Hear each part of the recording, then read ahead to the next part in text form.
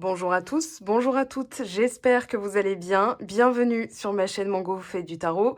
Je vous retrouve avec grand plaisir pour votre guidance du mois de mai 2022. Et ce mois de mai, je vous jure qu'il va être...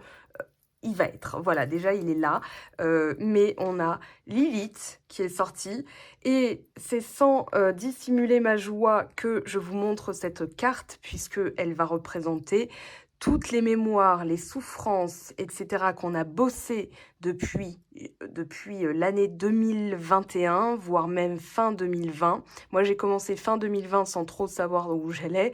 Et en fait, c'était le transit de Lilith dans le signe des Gémeaux. Et au mois de mai 2022, elle nous quitte. Voilà, elle va aller dans le signe du Cancer. Donc, en tout cas, le jeudi, enfin la première semaine de mai, elle sera déjà dans le signe du Cancer. Donc, on peut lui dire ciao, bye bye, mais elle va nous laisser un bilan. C'est pour ça qu'elle est sortie. Donc, Lilith en Gémeaux, à l'heure où je vous parle, nous sommes le 22 avril 2022 à 23h25, au moment où j'ai sorti cette page. Et Lilith, donc pour vous expliquer ce qui se passe et l'enjeu, c'est qu'elle travaille avec le nœud nord. Et en 2021, le nœud nord était en Gémeaux. Donc c'était l'occasion, depuis juillet à peu près, il me semble de mémoire, hein, qu'elle est passée dans le signe du Gémeaux en juillet 2021 et que durant cette période, jusqu'au milieu du printemps 2022, hein, je m'étais dit à l'époque, putain mais c'est long en fait. Et maintenant on y est, ça y est, ces forces qui ont été déclenchées, elles vont s'apaiser. Elles vont passer dans le signe du Cancer, elles vont nous faire travailler autre chose, notre maison 4, enfin voilà, si par exemple vous êtes lune en Cancer, vous aurez aussi des choses qui vont remonter. Mais on a le nœud nord en Taureau, et conjointement à ce nœud nord, on peut parler de redirection. Là, on est, nous, signe du Gémeaux, pardon, parce que je suis signe du Gémeaux, mais on est dans une redirection plus pragmatique, plus ancrée dans la réalité. Est-ce que vous avez remarqué un recentrage? On a Saturne qui est en Verseau, on a Uranus qui est en Taureau, donc forcément, les planètes comme ça qui bougent, qui font bouger les lignes, hein. Nœud sud en Scorpion, nœud nord en Taureau, on va en parler après. Mais je fais vraiment un point astral parce que Lilith, la lune noire, elle quitte le signe des Gémeaux. Vous êtes Gémeaux. Donc, il y a forcément des choses qu'on revoit un petit peu. Alors, la lune noire, qu'est-ce que c'est plus précisément? Alors, vous allez sur Astrothème, hein, pour voilà, développer. Mais on a vraiment tout ce qui est l'indomptabilité, la violence, le refus total et viscéral de se soumettre. En termes de mots-clés, Lilith symbolise la stérilité, le sadisme, la perversité, la castration. Ça, vous lisez ça et vous lisez ça, d'accord? Parce que sinon, YouTube risque de me classer comme X. La jouissance, les fantasmes interdits, marginalité, désespoir, cruauté, rédemption, illumination, insoumission. Bon, joyeux programme. Donc depuis, on va dire, allez, à la louche, l'année dernière ou fin 2020, on a donc ces aspects qui sont ressortis. Alors, c'est pas que c'est ressorti plutôt, c'est que ça nous a fait travailler quoi? Ça nous a fait travailler toutes nos mémoires, et je dis bien toutes nos mémoires de souffrances assimilées au cours de nos vies antérieures qui n'ont pas été réglées. Donc, si vous vous reconnaissez dans l'expression, j'ai vraiment passé une année de... Eh bien, c'est ça. C'est parce que Lilith était dans notre signe qu'elle a fait bosser, comme elle fait bosser chacun des signes, des différents degrés. Mais là, la prochaine fois qu'on va la revoir dans notre signe, c'est dans bien 12 ans. Voilà, parce qu'elle va faire déjà le tour des autres signes astro. Et pour revenir en Gémeaux, si elle met entre 1 an et demi, moins d'1 an, peu importe, dans une bonne décennie, on lui refera signe et on aura bossé ou à bosser d'autres choses, parce qu'on a toujours des choses à bosser. Mais là, on est prêt à passer à la suite, hein. Quand on parle de nouveaux cycles, on y est. Et tout ce qui est blocage, peur, angoisse, interdit, ça a été travaillé. Donc, on a ce transit astral qui est très important.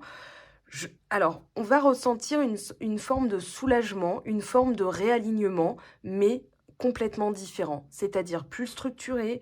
Il y a Saturne, hein, qui fait aussi son travail. On a vraiment l'idée d'avoir eu un coup de bambou, mais de recentrage, c'est-à-dire concentre-toi sur tes buts fondamentaux. Le nœud nord en Gémeaux, qui a fait aussi son travail, qui maintenant est en Taureau, nous fait passer à une action beaucoup plus pragmatique. L'année dernière, on a passé peut-être son année à penser, à se dire qu'est-ce que je peux faire pour améliorer ça, sans que ça donne vraiment de résultats concrets. Là, pour le coup, ça va donner des résultats concrets. Donc, on vous parle vraiment de retrouver le nord, de se repolariser, et quitte, je pense que pour certains d'entre vous, il y a eu des coupures, des cassures, des immobilismes, des trucs tranchants. Et Lilith, c'est vraiment soit une rencontre importante karmique, soit une rupture. Mais ce sont des forces karmiques. Et regardez bien ce que vous avez en dos de deck. Et en dos de deck, c'est derrière vous, karmique, hein, analakashique. C'est-à-dire, on est allé dans la bibliothèque, on a ressorti les archives, on a dit, bon, bah ça, j'ai pas réglé. Ça, je dois ça, machin, voilà. Mais en termes de vie antérieure. Donc, s'il y a eu comment dire, un aspect un peu gelé dans votre vie, peut-être même dans votre vie sentimentale ou professionnelle, peu importe, c'est parce qu'il y avait d'autres choses qui travaillaient sur d'autres plans, notamment tout ce qui était souffrance assimilée. Donc, en plus, je me dis, c'est fou parce que ça correspond à la période. Enfin, moi, j'ai rencontré Isabelle Rabi en 2020, fin décembre 2020. Et, enfin non, début décembre 2020, j'ai commencé à bosser avec elle. Alors, j'ai fait une lecture de mémoire akashique en décembre 2020.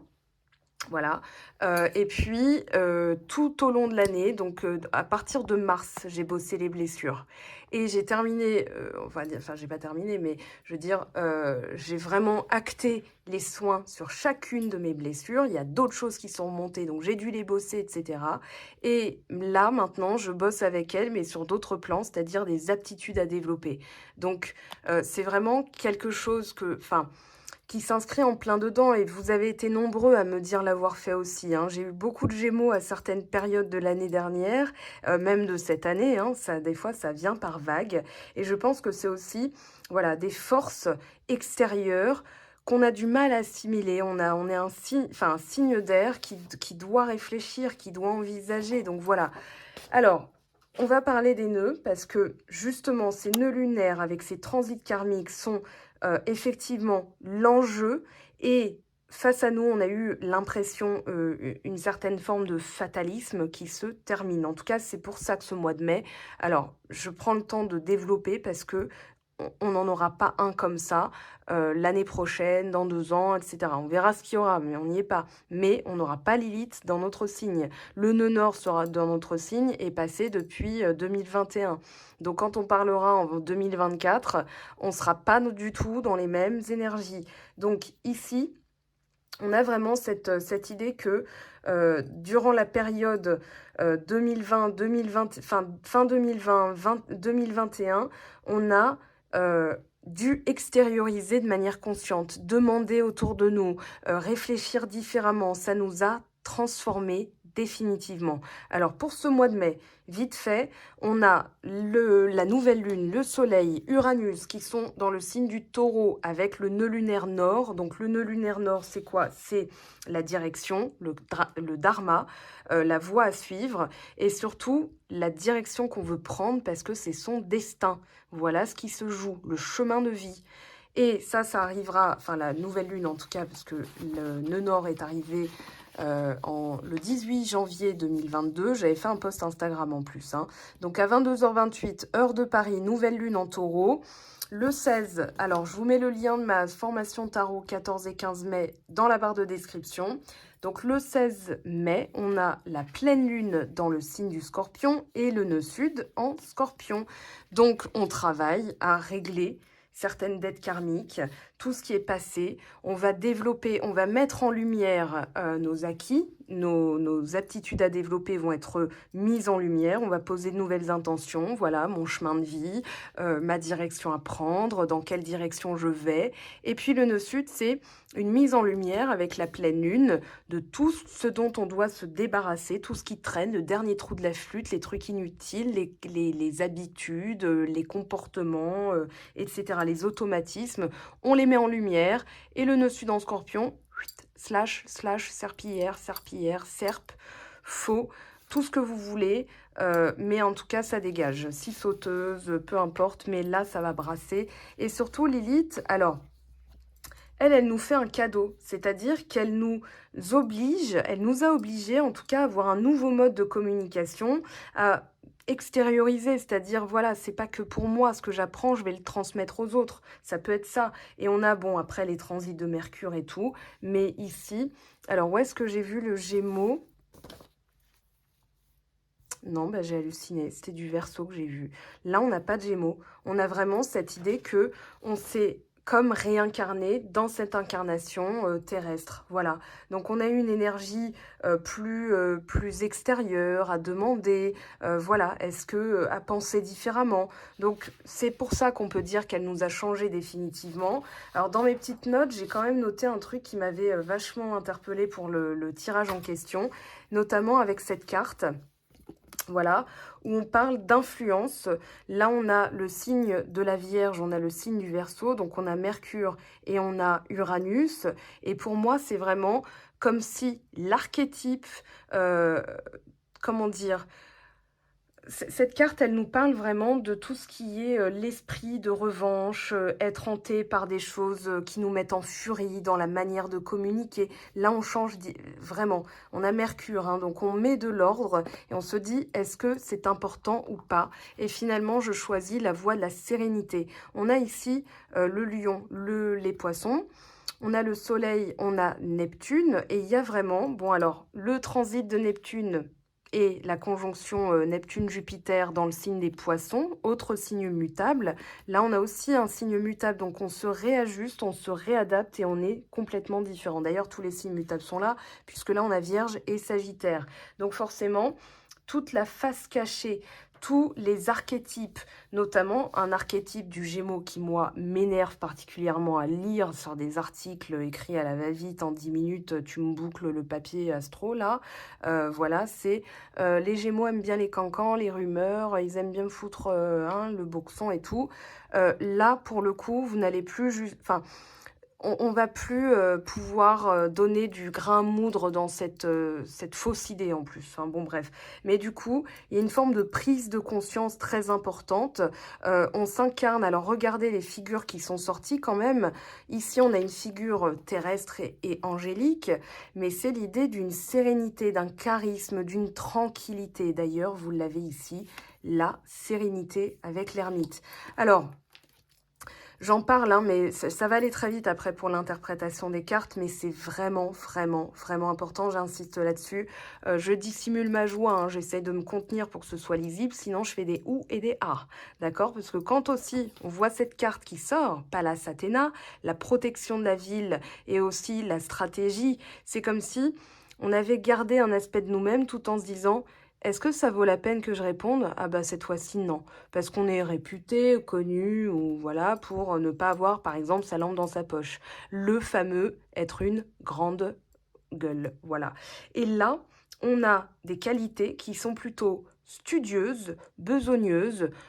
C'est comme si on avait dit, ok, Saturne, enfin, c'est pas qu'il nous bloque, mais il nous fait travailler, voilà, hardcore. Et Lilith, elle nous a fait travailler tout ce qui était caché, non dit, glauque et tout ça.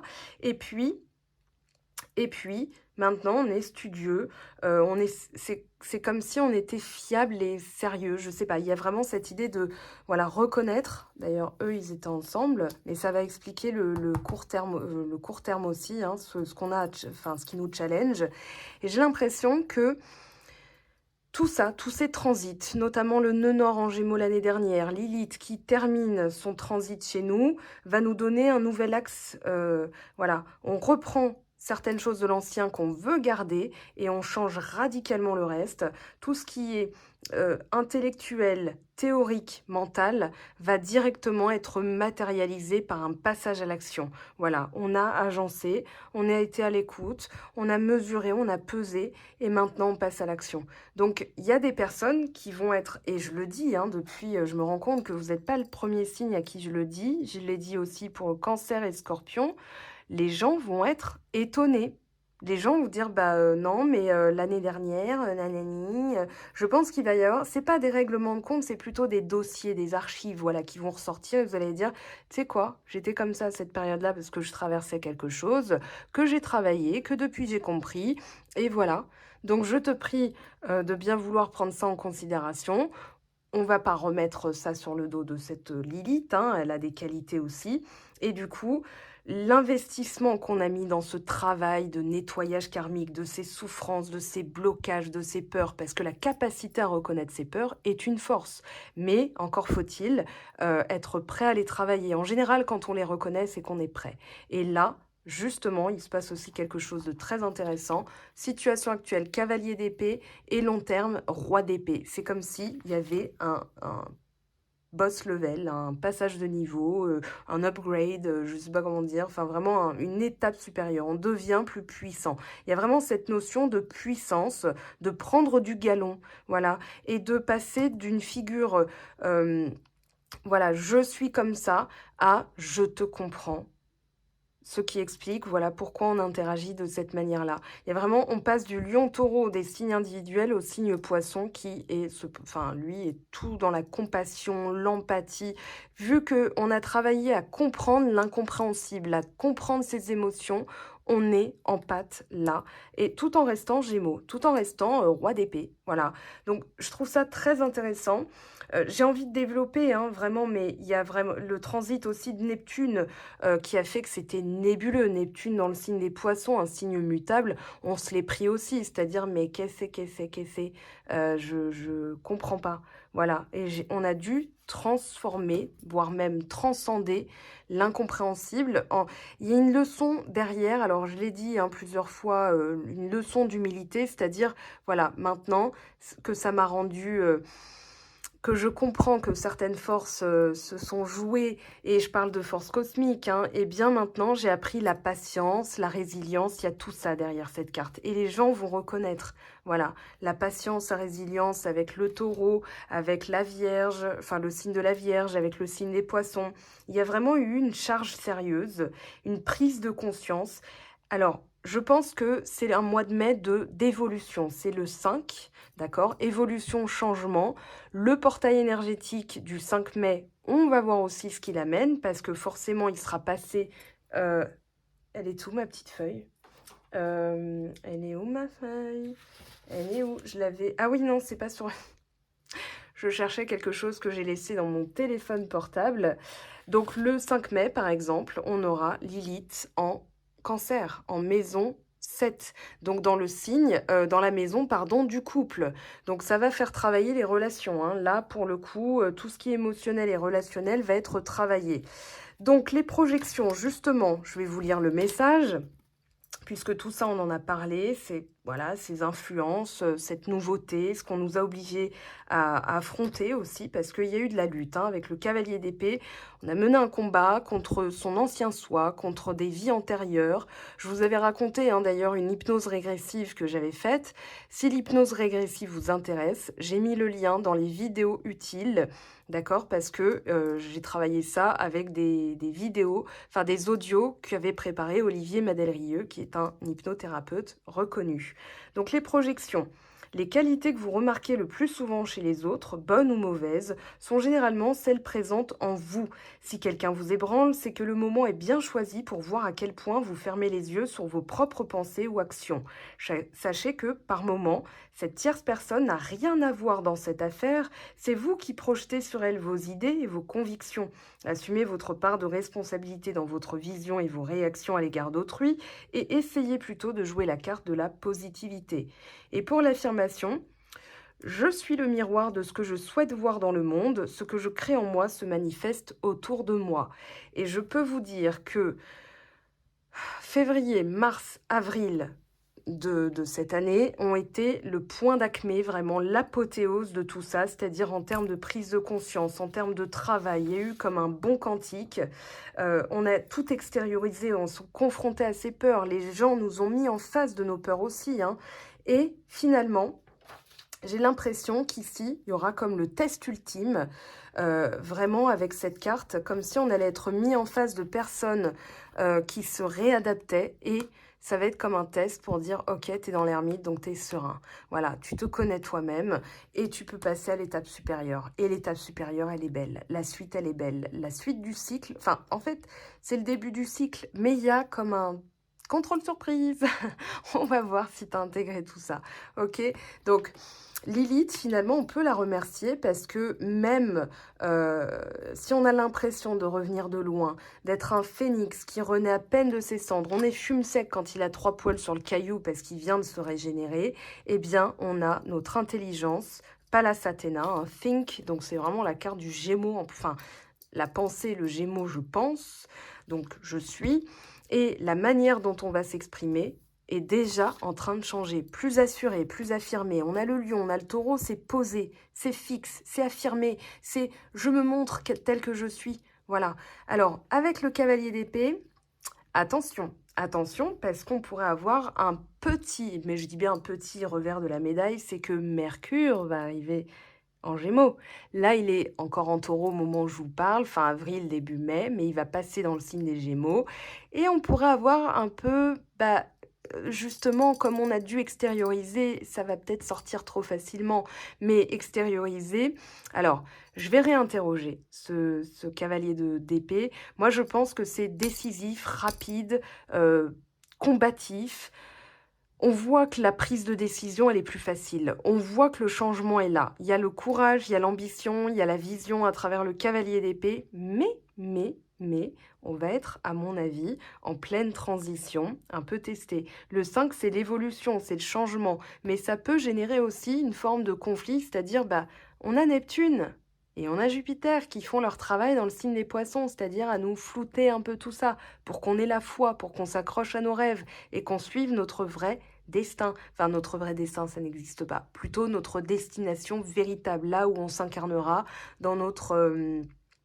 j'ai envie de dire là où c'est frais et bucolique, là, dans notre but d'incarnation, quoi. Pas dans une fausse route comme on a pu avoir la sensation avant.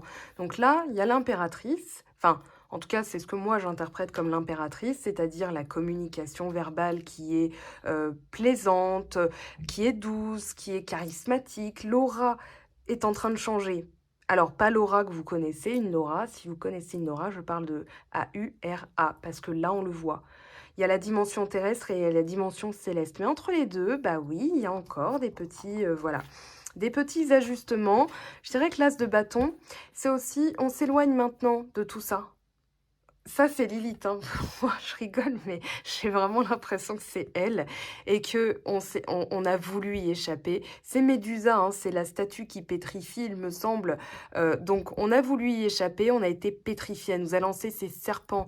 Alors, ça peut être aussi les médisances, ça peut être la méchanceté, la malveillance. Mais ça, ce sont des malveillances karmiques. C'est-à-dire que dans cette vie-ci, ce qui n'a pas été travaillé des vies antérieures, ce qui n'a pas été conscientisé, eh ben, j'ai envie de dire, entre fin 2020 et là, printemps 2022, on s'est pris une charge, une accélération pour nettoyer tout ça. Donc ça a bossé dur. Les mémoires de souffrance, maintenant, elles sont pacifiées. Moi, c'est vraiment ce que je vois. Il y a la lumière sur la foi. Il y a l'accent sur la foi. Hein. L'as de bâton, on récupère son énergie, on passe plus vite à l'action. Vous êtes transfiguré. Voilà, il y a vraiment ce côté, on s'incarne en assumant pleinement le Gémeaux dans ses aspects. Voilà. Alors, dans ce qu'on a attiré, je dirais que c'est aussi le bilan. Parce que quand on vous parle de cette carte de projection, c'est-à-dire ce qu'on a attiré à soi en termes de personnes, en termes de critiques, de remarques, c'était des aspects qu'on mettait en lumière. Donc, c'est même pas les personnes, parce que si ça vous fait penser à une personne, finalement, elle respectait comme un contrat karmique. Elle aussi, elle devait se prendre, voilà. Il y a des gens qui m'ont dit, je sais pas, je dois avoir un karma avec les Gémeaux. On faisait bosser parce qu'on avait notre lune machin, on avait notre nœud nord, on avait, voilà, on est tous interreliés, donc tous en miroir. Hein. Vous faites bosser certaines personnes comme certaines personnes font bosser. Voilà. Donc là, le lieu de charge émotionnelle négatif est pacifié. Pour moi, c'est la prise de conscience et le passage à l'action qui va vous aider à conscientiser tout ça.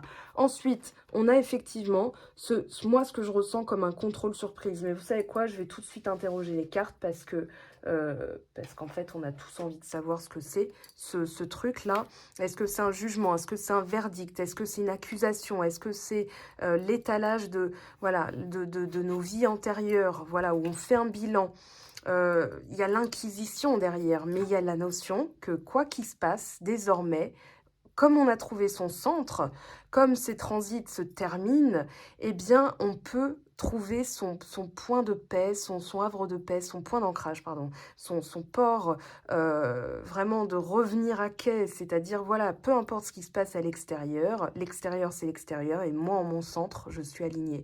Moi, j'ai trouvé la paix intérieure. Et cette idée, entre celle-ci et l'ermite, que vous avez trouvé la sérénité.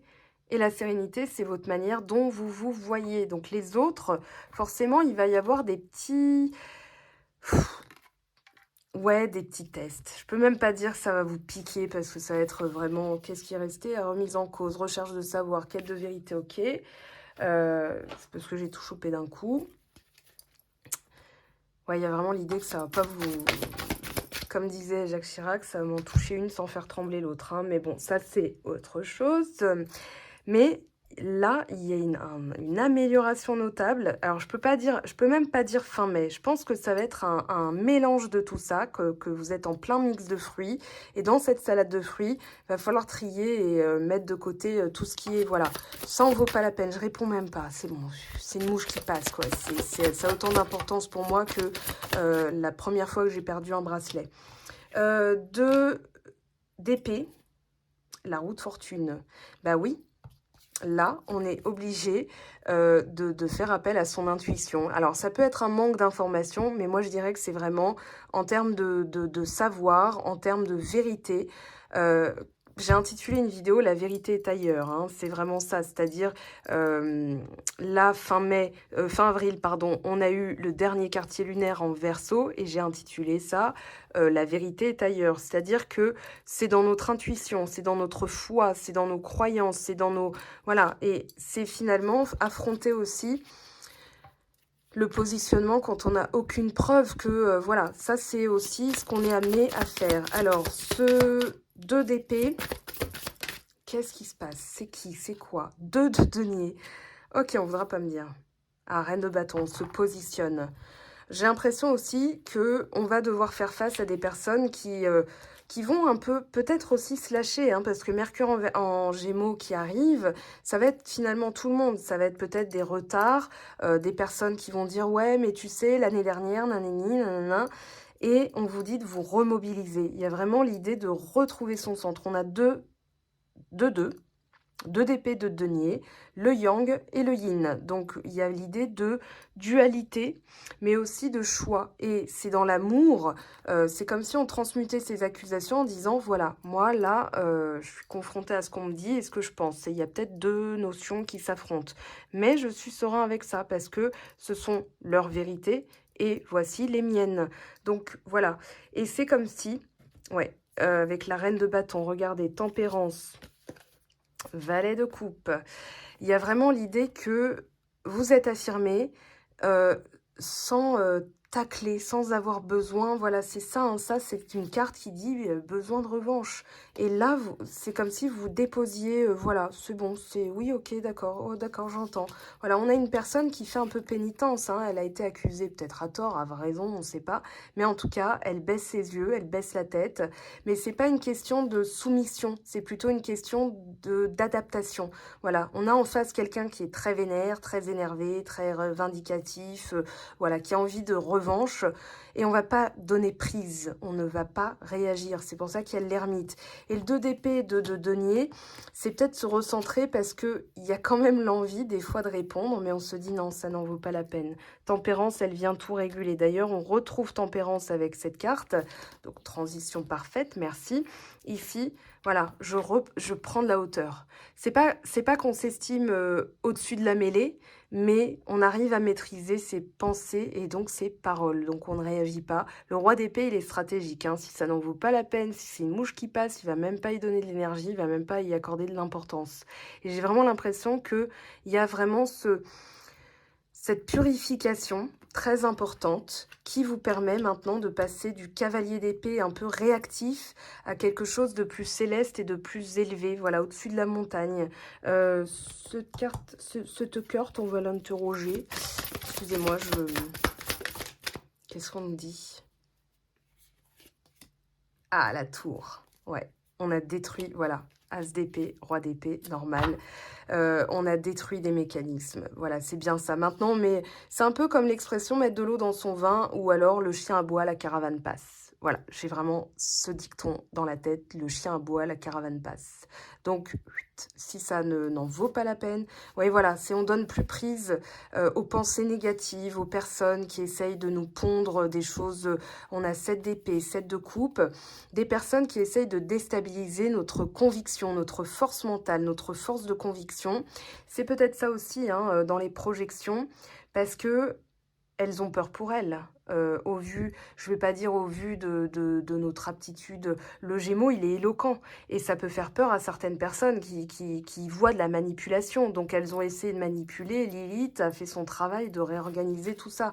Parce qu'on a affronté aussi des peurs, tout autant que c'était les leurs, en miroir. Pourquoi je reprends? Ah oui, j'ai envie d'abord d'avoir une carte de tarot là-dessus. Ah, l'arcane sans nom. Bah ouais, tu m'étonnes. Donc là, il y a vraiment un changement radical. On a Bélier et le signe de la Vierge. Il y a à la fois l'organisation, la stratégie et aussi j'allais dire la volupté, non, la volonté. Mais peut-être aussi la volupté, puisqu'on a le cavalier de coupe. Mais ici, on a vraiment l'idée que ça change radicalement. Ce qui était impossible à attraper avant, enfin pas attraper à percevoir ou à saisir. Là, il y a l'idée de saisir la licorne. Alors, la licorne peut représenter un cavalier de coupe, c'est-à-dire l'amour ou la confiance en soi, dans l'indicible, dans l'invisible, dans la sphère du royaume ou neptunienne, hein, poisson. Là, on a vraiment le côté, avec le cavalier de coupe, de la foi, de son intuition, de son écoute de soi. Il y a aussi l'idée que peut-être qu'on était cette personne insaisissable et que maintenant, les gens arrivent à nous lire. Voilà, parce que Lilith a fini son transit chez nous et que ça change radicalement. Voilà, on a la tour, on a l'arcane sans nom, destruction totale de tout ce qui était impossible à... C'est-à-dire que si par exemple, vous vous êtes dit une fois dans cette vidéo, c'est pour ça que ma vie sentimentale, là, depuis un an, ça ressemblait à une blague cosmique, et ben voilà. Et là, ça peut être tangible. Alors, justement, on va prendre un message. Je regarde l'heure parce que sinon, dans une heure, je suis encore là, moi, les gars. Hein, je vous le dis, j'ai tellement envie de parler de Lilith et de ce qu'elle a apporté à notre signe. Parce que ça nous a apporté des choses, hein, ça c'est clair, net et précis. Mais j'ai l'impression que, vous savez, quand on essayait, voilà, c'est comme dans un rêve, vous savez, vous n'arrivez pas à choper le truc alors qu'il est juste devant vous. Et là, ça y est, c'est tangible. Ça y est, ça se passe. Oui, on va avoir un mois de juin, je vous le dis d'avance, hein, voilà, on va avoir un mois de juin. Reine de feu qui a sauté, mais comme une... Elle a fait un mouvement, je vous raconte même pas. Enfin si, je vais vous raconter, elle a sauté, mais au ralenti. J'ai eu le temps de lire la carte pendant qu'elle sautait. Bon bref, déployez vos ailes et prenez votre envol. Affirmez votre indépendance et votre créativité. Donc ça fait quand même 2 fois qu'on a l'idée d'une reine de feu. Elle est ici, elle affirme son indépendance, mais de manière tranquille, elle est cool avec elle-même, elle se mesure pas aux autres. C'est comme si on se disait, voilà, maintenant, ça me correspond plus, parce qu'avant, j'avais effectivement des peurs, donc je me mesurais aux autres, j'ai plus besoin. Là, je suis un roi d'épée, une reine de bâton, c'est bon. Voilà, je suis un ermite, je suis sage. Il y a beaucoup de sagesse, hein. Il y a beaucoup de sagesse qui a été gagnée, je pense. Voilà, et derrière, la tour, l'expérience de vie. Et derrière, on a le monde, bah tu m'étonnes. Un événement important fait irruption dans votre vie, une puissante révélation qui mène au changement. Il est temps de déployer vos ailes. Ça fait 2 fois qu'on vous dit qu'il est temps de déployer vos ailes. Et je pense que cette tour, ce 16, c'était toute l'année dernière jusqu'à maintenant. Donc, félicitations. Merci. 1 minute de silence pour Lilith, s'il vous plaît, qui quitte notre signe. Au revoir et à bientôt, à dans 10-12 ans. Vous ferez le calcul, hein. Moi j'ai la flemme, en plus je suis pas mathématicienne. Alors, qu'est-ce qu'on a ici? très bientôt. Voilà, décidez exactement de ce que vous voulez afin que ça vous parvienne au plus vite. Ça nous a fait travailler la foi, hein, attraction, vous attirez l'âme. Voilà, c'est ça. Cavalier de coupe et la licorne, là, c'est ça, il y a un peu la pécho. C'était vraiment, pendant un an, c'était... Ah, c'est insaisissable. C'est au bout de mes doigts, mais j'arrive pas à le tenir. C'est comme de l'eau qu'on essaye de retenir, sauf que là, ça va être... Ça y est. Ouais, ok. Attendez, encore une. Allez, encore une pour le plaisir, puisqu'on peut célébrer ce moment. Restez optimiste pour votre vie amoureuse. La pensée positive et la foi vous apporteront l'amour. Donc, cultivez la pensée positive. Ça fait 2 fois qu'on vous le dit. Ouais, jusque-là, c'était pas réciproque. Vous attiriez des choses qui ne prenaient pas. C'est pas que c'était pas réciproque ou un amour non réciproque, hein. Là, je prends l'idée de la carte, c'est-à-dire qu'il n'y avait pas... Vous pouviez pas être partout. Vous deviez nettoyer vos angoisses. Si les angoisses n'étaient pas nettoyées, comment un amour pouvait être durable? Comment un amour pouvait prendre, pouvait tenir? Eh bien là, écoutez. Alors, on aura d'autres challenges, hein, mais en tout cas, celui-ci, il est passé. Félicitations à vous, je vous aime, je vous embrasse. On se retrouve toutes les semaines désormais, donc sur TikTok, Instagram, Facebook. TikTok, c'est la nouveauté. Ma formation tarot, 14-15 mai. Et surtout, pour les cycles lunaires, j'en ai rajouté 2. Donc, toutes les semaines, rendez-vous avec moi. Activez la cloche, abonnez-vous, likez, partagez, et tout ça, et tout ça. Je suis trop excitée, je suis contente parce que, honnêtement, j'attends vos commentaires en me disant... On est un collectif de Gémeaux là qui va pouvoir souffler, célébrer, se dire putain, j'étais pas fou quoi. Bon, allez, c'est bon, je vous quitte, je vous aime, je vous embrasse. Ciao, ciao!